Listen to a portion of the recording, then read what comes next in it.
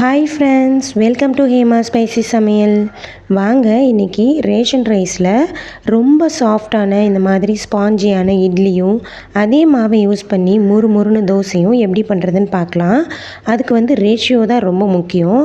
First அரிசியை அளந்து எடுத்துக்கலாம். அரிசி பார்த்திங்கன்னா ஒரே டம்ளரில் அளந்துக்கோங்க. அப்போ தான் நமக்கு அளவுகள் சரியாக இருக்கும். ஒரு 4 கிளாஸ் அளவுக்கு புழுங்கல் அரிசி எடுத்திருக்கேன். இது ரேஷன் அரிசி தான். 4 கிளாஸ் அளவு எடுத்திருக்கேன். அதே கிளாஸால் 1 கிளாஸ் அளவு பச்சரிசி எடுத்திருக்கேன். இதுவுமே ரேஷன் அரிசி தான். ரேஷன் அரிசியில் நிறைய நெல், கல் இது மாதிரி நிறைய தூசிகள் இருக்கும். அதெல்லாம் நல்லா க்ளீன் பண்ணி எடுத்துக்கோங்க. நல்லா க்ளீன் பண்ணதுக்கு அப்புறமா தான் நம்ம கழுவிட்டு அதுக்கப்புறமா ஊற வைக்க போகிறோம். எப்போவுமே அரிசியை கழுவாமல் ஊற வச்சிடாதீங்க. ரேஷன் அரிசின்றதுனால அதில் ஒரு மாதிரி வாசனை வரும். அதனால் இப்போது 5 கிளாஸ் அரிசி எடுத்துருக்கோம். அதுக்கு 1 கிளாஸ் உளுந்து எடுத்துக்கோங்க, கரெக்டாக இருக்கும். 5 கிளாஸ் புழுங்கல் அரிசிக்கு 1 கிளாஸ் பச்சரிசி, 1 கிளாஸ் உளுந்து எடுத்திருக்கேன். இப்போது அதுக்கு 1 டேபிள் ஸ்பூன் அளவுக்கு வெந்தயம் எடுத்துக்கோங்க. வெந்தயம் சேர்க்கும் போது நமக்கு ரொம்ப குளிர்ச்சியை கொடுக்கும். ஒரு சிலர் வெந்தயம் சேர்க்காமல் அரைப்பாங்க. வெந்தயம் சேர்த்து அரைங்க, ரொம்ப நல்லது. இப்போ அரிசியை நல்லா வாஷ் பண்ணி எடுத்துக்கலாம். 2லேருந்து 3 தடவை நல்லா வாஷ் பண்ணிவிட்டு ஒரு 4லேருந்து 4.5 மணி நேரம் ஊற வச்சுக்கலாம். அரிசி உளுந்து எல்லாமே நல்லா ஊறிடுச்சு. ஊறினதுக்கப்புறமா ஃபஸ்ட்டு நம்ம உளுந்து தான் அரைக்க போகிறோம். அதனால் ஃபஸ்ட்டு உளுந்தை நல்லா கழுவி எடுத்துக்கலாம். இப்போது கிரைண்டரில் ஃபஸ்ட்டு வெந்தயத்தை போட்டு அரைச்சிக்கோங்க. ஒரு 2 நிமிஷத்துக்கு நல்லா அரையட்டும். மஞ்சதுக்கப்புறமா நம்ம உளுந்து சேர்த்துக்கலாம். இப்போ நான் சொல்லியிருக்க ரேஷியோ பார்த்திங்கன்னா எல்லாமே ரேஷன் ரைஸ்க்கு மட்டும்தான். இதே நம்ம இட்லி அரிசி யூஸ் பண்ணுறோம், கடை ரைஸ் யூஸ் பண்ணுறோம் அப்படின்னா அதுக்கு வேறு மாதிரி ரேஷியோ யூஸ் பண்ணணும். அப்போ தான் அது சரியாக இருக்கும். இப்போ கொஞ்சம் கொஞ்சமாக தண்ணி சேர்த்துட்டு நல்லா மாவை அரைச்சி எடுத்துக்கலாம். கொஞ்ச நேரத்துலேயே பாருங்கள், உளுந்து நல்லா மஞ்சி இந்த மாதிரி நல்லா பொங்கி வர ஆரம்பிக்கும். இந்த டைமில் நம்ம செக் பண்ணிக்கணும்.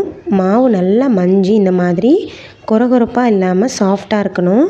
தண்ணியில் எடுத்து போட்டு பார்த்திங்கன்னா உளுந்து மாவு நல்லா மிதந்திருக்கணும். அப்போ கரெக்டாக இருக்கும். உளுந்து மட்டும் பார்த்திங்கன்னா எப்போவும் கொஞ்சம் குவாலிட்டியான உளுந்தாக எடுத்துக்கோங்க. அப்போ தான் நல்லா பொங்கி வரும். உளுந்து எல்லாமே மஞ்சிருச்சு. அதை எடுத்துகிட்டு இப்போ நான் அரிசி சேர்த்துருக்கேன். அரிசி சேர்த்துட்டு நல்லா திக்காக அரைச்சி எடுத்துக்கணும்.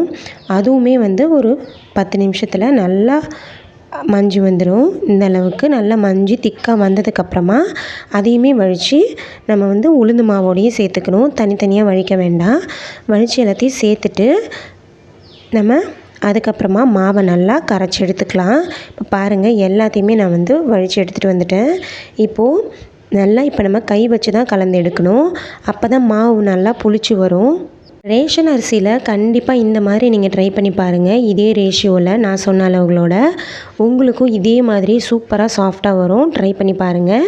மாவு எல்லாத்தையுமே நான் கரைச்சி எடுத்துட்டேன். இப்போது நாளைக்கு மட்டும் யூஸ் பண்ணுறதுக்கு நான் கொஞ்சமாக மாவு வேறு ஒரு பாத்திரத்துக்கு மாற்றிக்குவேன். மீதி மாவு பார்த்திங்கன்னா நான் அப்படியே எடுத்து ஃப்ரிட்ஜில் ஸ்டோர் பண்ணிவிடுவேன், புளிக்க வைக்காமையே. இப்போது பாதி எடுத்த மாவுக்கு மட்டும் கொஞ்சமாக உப்பு சேர்த்துக்குவேன். மீதி மாவுக்கு உப்பு எதுவுமே சேர்க்காமல் அப்படியே ஃப்ரிட்ஜில் ஸ்டோர் பண்ணிவிடுவேன். உப்பு சேர்த்த மாவு பார்த்திங்கன்னா ஓவர் நைட் புளிக்க விட்டுறணும். புளிச்சதுக்கப்புறமா பாருங்கள், நான் காலையில் தோசை ஊற்றிருக்கேன். அதே மாவுலேயே இட்லியும் ஊற்றிருக்கேன். பாருங்கள் தோசை எந்த அளவுக்கு சூப்பராக வந்திருக்குன்னு. நம்ம வெந்தயம் சேர்க்கும் போது தோசை நல்லா இந்த மாதிரி செவந்து சூப்பராக முறுமுறுன்னு வரும். கண்டிப்பாக இதே மாதிரி ட்ரை பண்ணி பாருங்கள். ரொம்ப ரொம்ப முருகலான தோசையும் அதே சமயம் ரொம்ப சாஃப்டான இட்லியும் இதே ரேஷியோவில் நீங்களும் ட்ரை பண்ணி பார்த்தீங்கன்னா உங்களுக்குமே சூப்பராக வரும். கண்டிப்பாக நீங்கள் ட்ரை பண்ணி பார்த்துட்டு எப்படி இருந்துச்சுன்னு கமெண்ட் செக்ஷனில் சொல்லுங்கள். அதே மாவில் நான் இட்லியும் ஊற்றிருக்கேன். இங்கே பாருங்கள், இட்லியுமே ரொம்ப சாஃப்டாக ஸ்பாஞ்சியாக வந்துச்சு. கண்டிப்பாக ரேஷன் அரிசியை நம்ம எப்போவுமே வேஸ்ட் பண்ணாமல் இந்த மாதிரி நம்ம இட்லிக்கு இதே மாதிரி ரேஷியோவில் ட்ரை பண்ணி பாருங்கள். உங்களுக்குமே சூப்பராக இட்லி வரும். கண்டிப்பாக இதை ட்ரை பண்ணி பார்த்துட்டு எப்படி இருந்துச்சுன்னு சொல்லுங்கள். இதே மாதிரி வீடியோவுக்கு நம்ம சேனலை சப்ஸ்கிரைப் பண்ணிக்கோங்க. இந்த வீடியோ பிடிச்சிருந்ததுன்னா கண்டிப்பாக ஒரு லைக் பண்ணுங்கள். Thank you so much.